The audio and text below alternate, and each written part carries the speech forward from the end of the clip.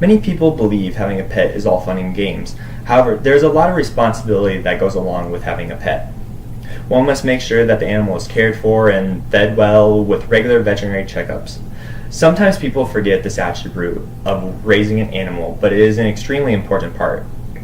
Your typical veterinary checkup has many steps to it, even though people probably don't even notice what takes place. They see the vet checking all over their animal, but never really think about what the vet is looking for or what he or she is actually doing. Over the years, I have had the opportunity to intern with multiple veterinarians and see them perform hundreds of physical exams. I have even been able to perform a few examinations on patients myself, with the owner's approval, of course.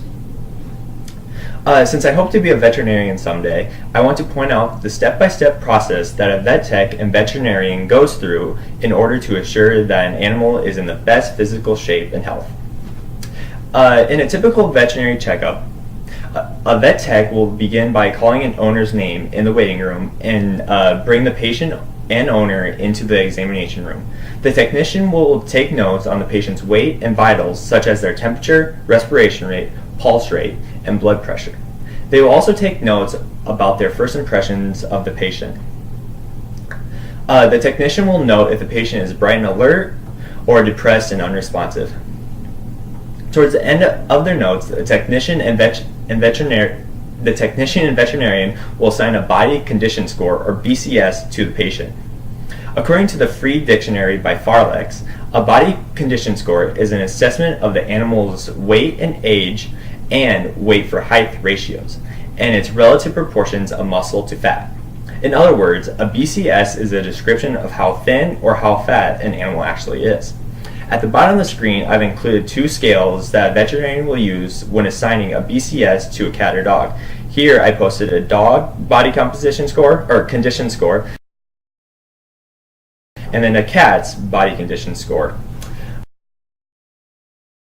A cat or dog is assigned a number of 1 through 9, with 1 through 3 being too thin, 4 and 5 being the ideal, and 6 through 9 being overweight or obese.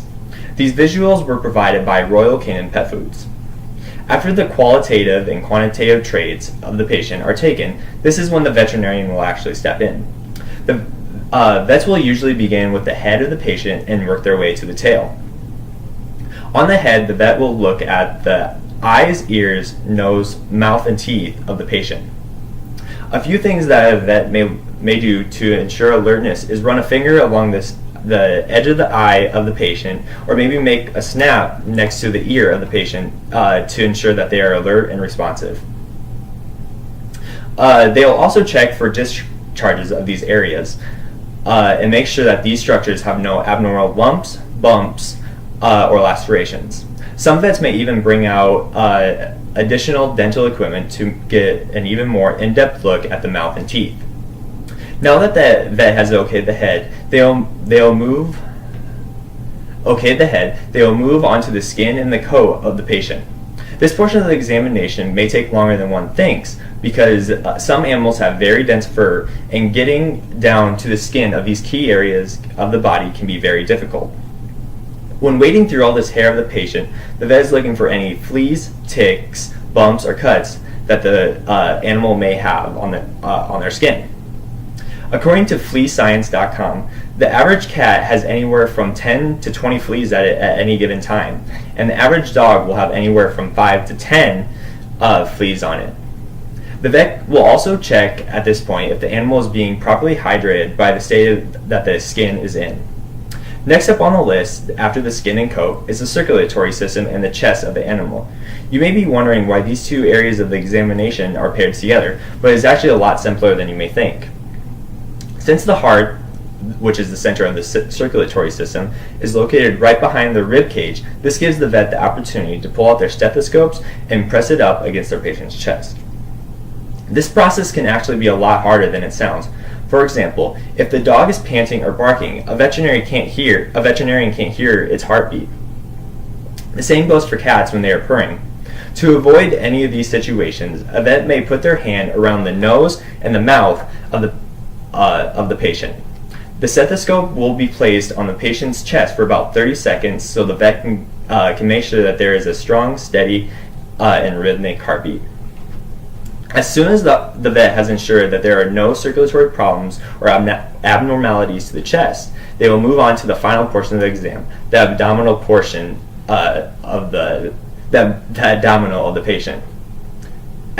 patient. The vet will feel for the size and texture of organs and make sure that there are no abnormal masses present. Like the skin and coat, this can be a difficult process. Some patients will hold their abdominal muscles tight, which makes it tough for the veterinarian to get a good feel of the organs. In other cases, the vet just may not be able to feel much at all, even if the patient lets them. This is usually a result of an animal being overweight or obese. It is important to inform the public about animal care. It does not take much time to get a yearly checkup for your pets.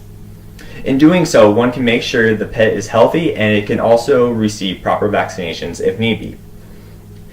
If cost is an issue for you, there are vet clinics that offer days where they can offer a low-cost clinic and provide lower costs for vaccinations and checkups if need be. One just needs to find out where these clinics are at is the main problem. It is important for people to realize a pet is a member of the family and needs to be treated as such. Thanks.